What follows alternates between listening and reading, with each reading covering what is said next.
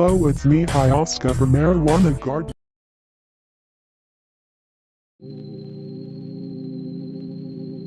Consider this.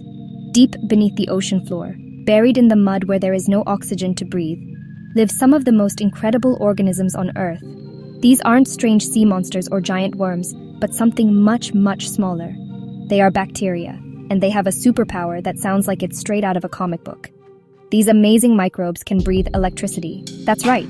Instead of using oxygen like we do, these bacteria have figured out a way to transfer electrons, the tiny particles that make up electricity, to the environment around them. It's a shocking discovery that changes how we think about life itself.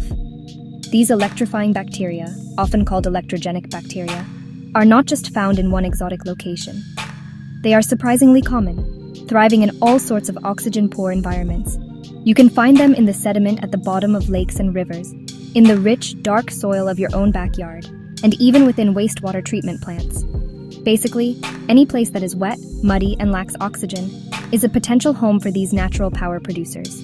They have adapted perfectly to these tough conditions, developing a unique survival strategy that allows them to get energy from their surroundings in a way that most other life forms simply cannot.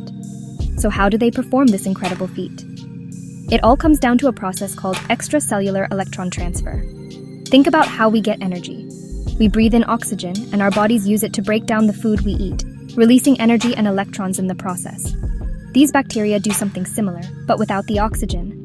They break down their food source, organic matter in the mud or soil, and are left with excess electrons. Since they can't pass these electrons to oxygen, they have to get rid of them somehow. So, they push them outside of their own tiny bodies, essentially exhaling a current of electricity. This process is fundamental to their survival. For them, breathing electricity is just as natural as breathing air is for us. It's their way of completing their metabolic cycle and staying alive.